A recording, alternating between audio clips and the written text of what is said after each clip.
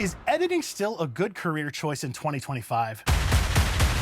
The truth is, the job has changed more times than the aspect ratio on a Wes Anderson film.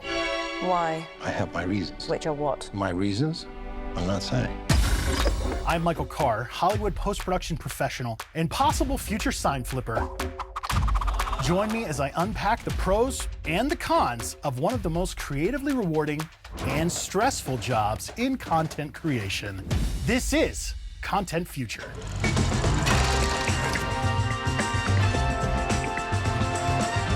Big shout out to user NotSure333 for inspiring this video with this question. I'm considering editing as a career change in my 30s. I love storytelling and I'm in need of remote work. Would you recommend it as a good career?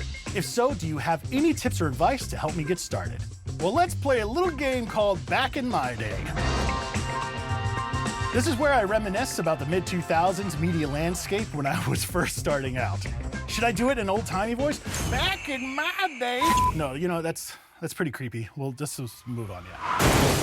Back then, the barrier to entry was much higher. The best example for this? Radio.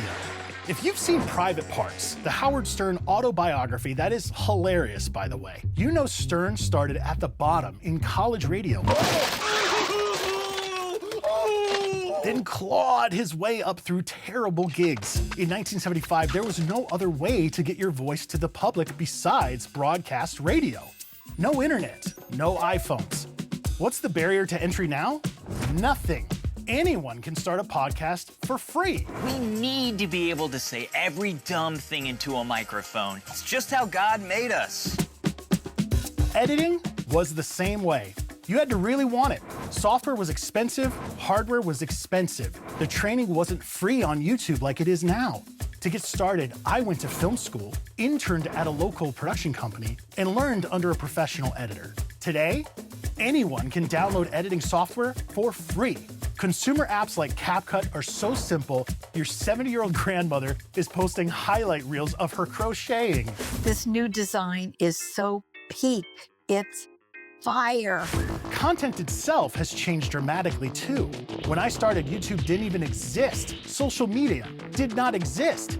It was just TV and movies. As if. Back then, editing was a specialized, union-protected job. Today, with content everywhere, editing isn't nearly as specialized. Well, that's great, old man Winter, but what does it all mean for me starting an editing career? Don't worry, I got you. Now that we have the historical groundwork laid, let's take a look at the pros and the cons of starting an editing career in 2025. Pro, creativity. Editing can be one of the most creatively rewarding jobs out there. Once finished, you get to watch something come to life that didn't even exist before. It can be fun, fulfilling, and a great creative outlet. Con, direction. But when you fall in love with a project, it can sting when the client wants to take it in a completely different direction. At the end of the day, it's their video, not yours. And learning to separate your creativity from client decisions can be tough for a lot of editors. Pro, demand. Content keeps growing, and so does the need for editors. The Bureau of Labor Statistics even projects a 3% growth in editing jobs over the next decade. Con, competitive. The flip side? With so many tools available, the barrier to entry is low. The market's crowded, and competition can be fierce.